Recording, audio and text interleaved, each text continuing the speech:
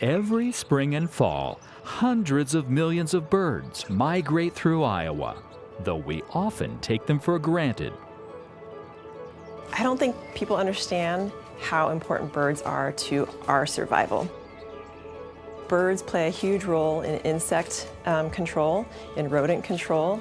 They also are pollinators and seed spreaders. And if we lose our bird population, it's going to have a direct impact on humans as well.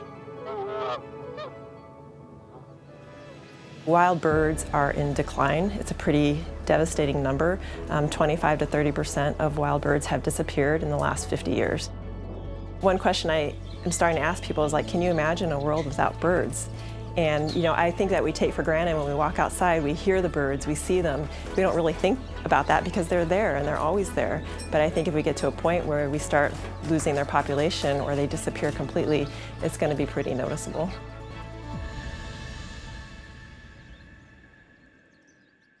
Probably very few people know that, nestled in a yard in Beaverdale area of Des Moines is one of the busiest wildlife centers in the state of Iowa.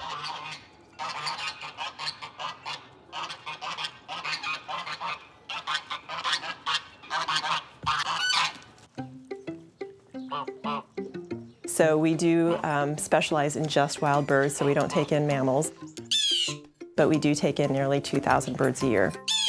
Our goal is to take them in, give them medical treatment, medical care, rehabilitate them, get them ready for release, and then release them. So this is our pigeon aviary. All of these pigeons have come in through rehabilitation cases. So a lot of them have come in just injured or baby pigeons. A lot of times people find them downtown.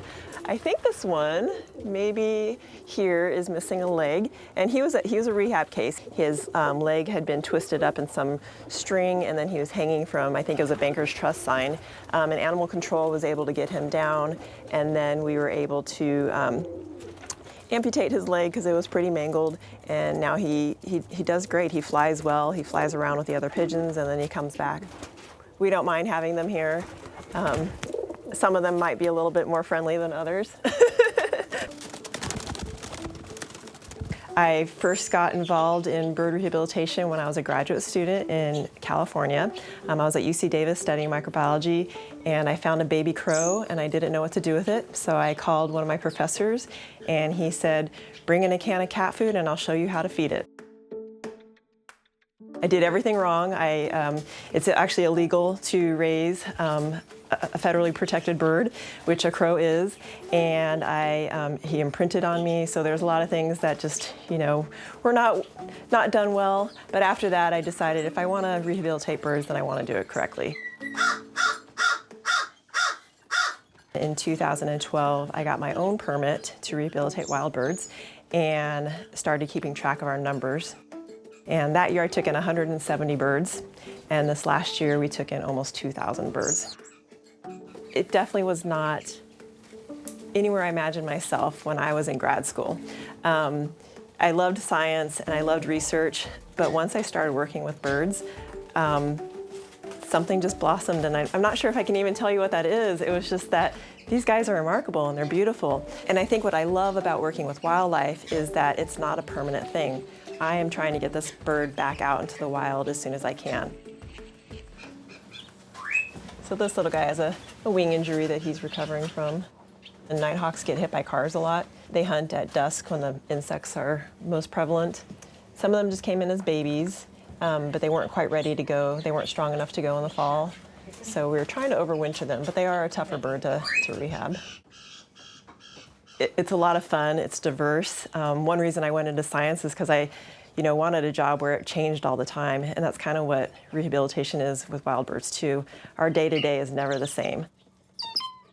We work with a vet when we need to. So if we need to get x-rays or special medication, we have a vet that we can work with. But a lot of the medical is done by me and just through my experience. So I can set legs, I can set wings, we can give medication if the bird has an infection. Want to get up so you can eat better?